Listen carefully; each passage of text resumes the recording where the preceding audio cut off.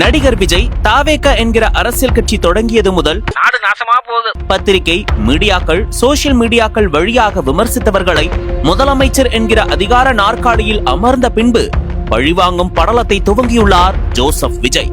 இந்த மாதிரி உன் கட்சியில ஸ்ரீலங்கால ஒருத்தன் வந்து வாழ்றதுக்கு வழி இல்லாம ஆஸ்திரேலியால போய் வந்துட்டு பொல போட்டி நிக்கிற ஒரு எச்சக்கல புறம்போக்கு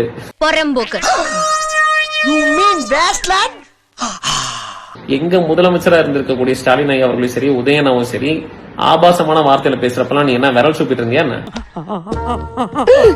எந்த பரதேசத்துல அந்த மாதிரி ஒரு பஞ்சாயத்தடா முடிச்சு பாரு, நமக்காக அம்பட்டு போலும் புள்ள குட்டியோட வெயில்ல காத்து கிடக்குறாங்களே. மை இந்தியா 24/7 என்கிற பெயரில் யூடியூப் சேனல் நடத்துகிறார் பத்திரிகையாளர் முக்தார் அகமது. தூக்கிட்டமா கேட்டீங்களா? விஜயின் அரசியல் செயல்பாட்டை விமர்சித்தார் என்பதற்காகவே இப்படி திட்டமிட்டு அவரை டார்கெட் செய்கிறது முதலமைச்சர் விஜய் தரப்பு.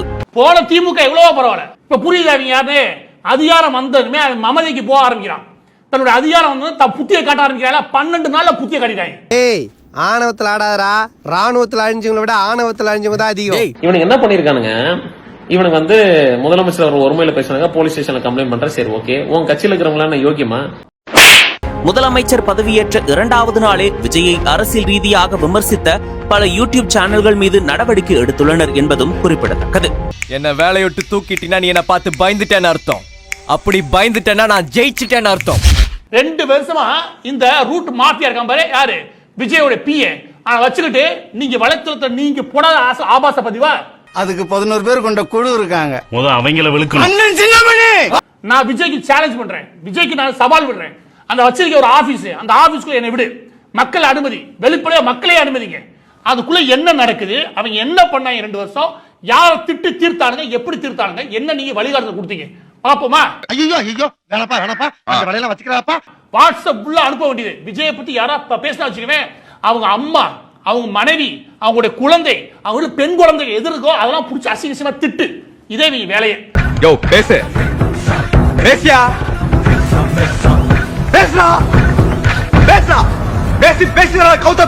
ஒருவேளை ஒரு பொண்ணு வந்துட்டு எகென்ஸ்டா விஜயனுக்கு எகென்ஸ்டா பேசினா அவனோட வம்சத்தையே அசிங்கமா பேசுறது. நீங்களா யோகிய மாதிரி பேசுறீங்க.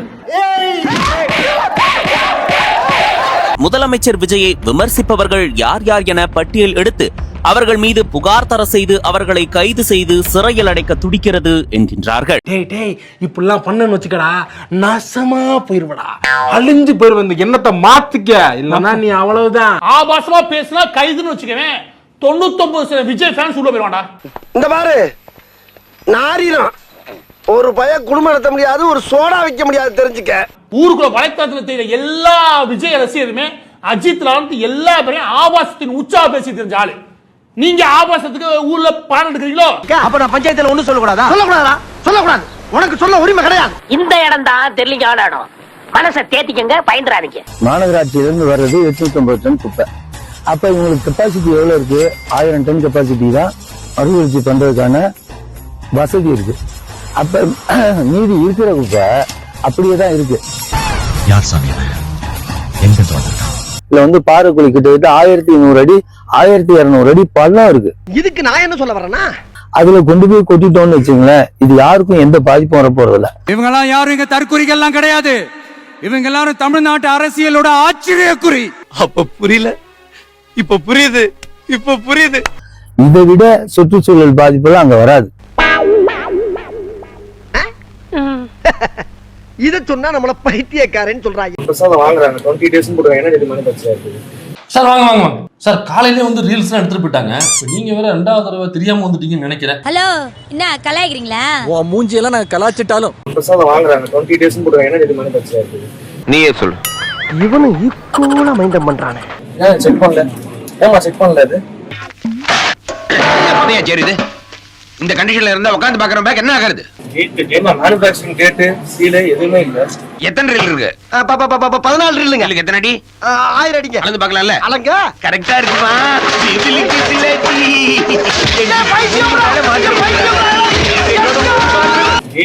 மேனுஃபேக்சரிங் டேட் சீல் எதுவுமே இல்ல.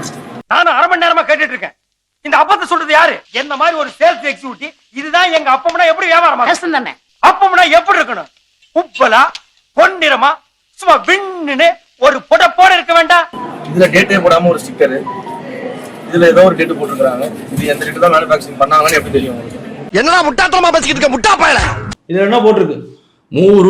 முறுக்கு. ஓ நான் அதை கேட்கலையா. இதுல முறுக்குங்கிற மேனுஃபேக்சரிங் டேட் போட்டிருக்குல, அது என்ன போட்டிருக்கு? இதான் 15ஆம் தேதி கொட்டாளத்துல எழுதி இருக்குல்ல, 15ஆம் தேதி. அந்த 15ஆம் தேதி தான் அந்த முறுக்க போட்டாங்கன்றதுக்கு என்ன ப்ரூஃப் இருக்கு? காலங்காத்தால ஒரு ரூசு போயிட்டு வந்து சிக்கிட்டமே. இவன் ரூட்லயே பேசி அனுப்பிச்சிட வேண்டியதான். என்ன டாக்குமெண்ட்ஸ் இருக்கு, என்ன ரெஜிஸ்டர் மெயின்டைன் பண்றீங்க, யாரு அதை என்ஷூர் பண்றீங்க? டேய் அரலூசு, யாரு? நீதான். சரி ஒத்துக்கிறேன். நான் உங்ககிட்ட ஒரே ஒரு கேள்வி கேட்கிறேன். கேளு. நீங்க யாரு? அமைச்சர். நாங்க நம்பலையா? நம்பிக்கை தான் சார் வாழ்க்கை. அத முதல்ல புரிஞ்சுக்கணும். நீங்க யார்கிட்ட பேசிக்கிறது தெரியுமா? நீ ஒரு மிகப்பெரிய அரசியல்வாட்ட பேசிக்கிட்டு இருக்கா. நீ ரொம்ப பேசுற. நான் அடுத்த வாரம் வருவேன். அதுக்குள்ள இந்த முறுக்க 15ஆம் தேதி தான் போட்டீங்கன்னு ஒண்ணு வச்சிருக்கீங்க பாத்தியா? அவனை புடிச்சு வை. ஏன்னா எனக்கு ஒரு ப்ரூஃப் ரொம்ப முக்கியம். நான் வரேன், அடுத்த வாரம் வரேன். நான் ஊருக்கு போறேன். எனக்கு டிக்கெட் எடுத்து கொடுங்க. இனிமே பணிய கடையே வைக்க.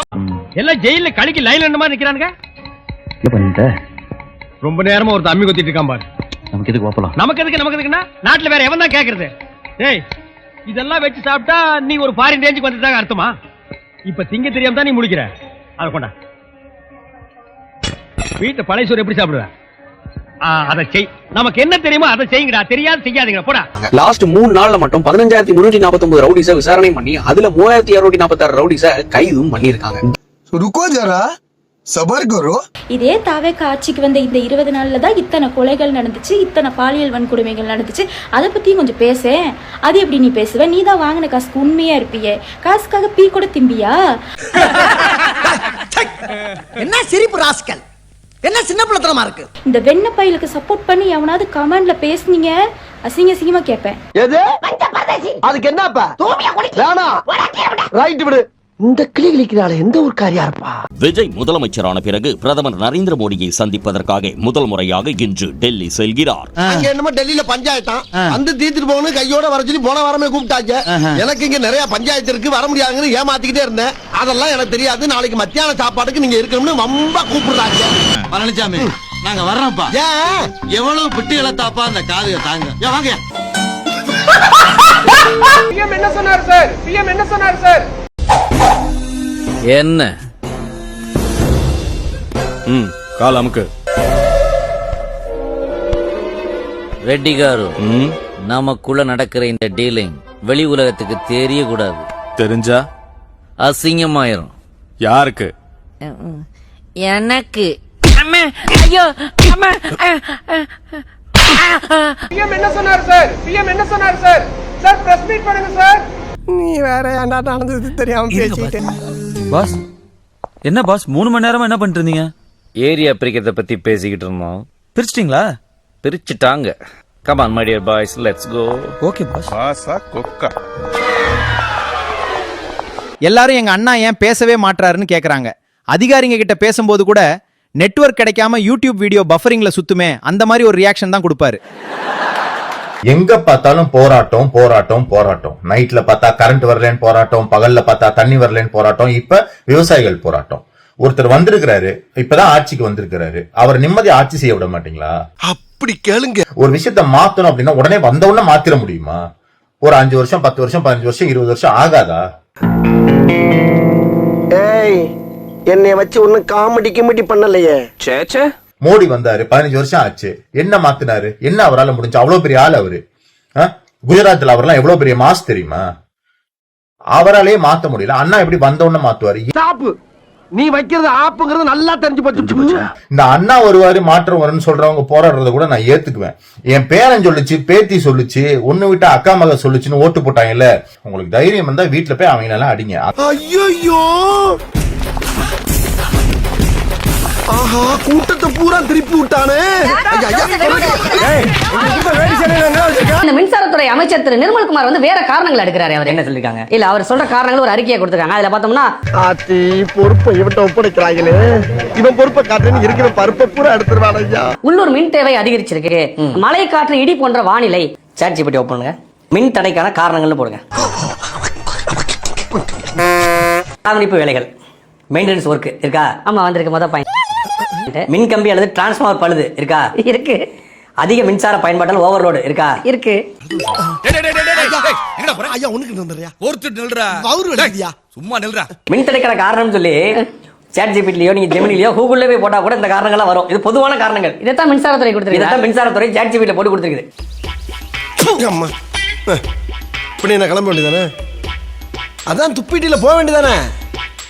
சரி நான் போறேன்டா.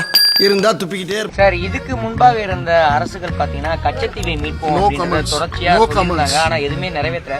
இந்த அரசு அத சொல்ல நீ யாரு? இந்த வீட்ல நீ வச்சதா சட்டமா? இப்ப நான் சொல்றேன்டி. என்ன மாதிரியான செயல்பாட்டுல இருக்க அத பத்தி இப்ப பேச முடியாது. No comments. கோரில போடா. ஐயோ மூஞ்சி பினாயில் போட்டு கடவுள துப்பிட்டானே. முக்கியமா அந்த டிவிகே தம்பிகள் அப்புறம் வாக்காளர் பெருமக்கள் நல்ல காதை திறந்து கேட்டுக்கோங்க. போன ஆட்சியில திமுக அவ்வளவு பண்ணினார்கள். அதெல்லாம் அப்படியே டோட்டலா மறந்துட்டு இப்ப புதுசா வந்த நடிகனை பார்த்து பையன் சொன்னான் குழந்தை சொன்னான் அப்படின்னு போய் ஓட்டு போட்டீங்க. யோ 18 வயது எதுக்கு ஓட்டு போட வச்சிருக்கார்கள் ஒரு சாதாரண அடிப்படை அறிவு கூடவா இல்ல உனக்கு? விவரம் தெரியாத குழந்தைங்க சொல்றதை கேட்டுட்டு போயா ஓட்டு போடுவீங்க? இப்ப பாரு, சட்ட ஒழுங்கு சந்தி சிரிக்கிறது, குற்றங்கள் பெருகிக் கொண்டே போகிறது. ஆனா இன்னமும் இதுக்கு திமுக தான் காரணம்னு இதே இன்ஸ்டாகிராம்ல உட்கார்ந்து ரீல்ஸ் போட்டுட்டு உங்களை நீங்களே ஏமாற்றிக்கிட்டு நாட்டையும் நாசம் பண்றீங்களேடா. இதெல்லாம் எங்களுக்குள்ள ஒரு என்டர்டைன்மெண்ட்டுங்க. என்டர்டைன்மெண்டா? ஸ்டார்ட் பண்ணு.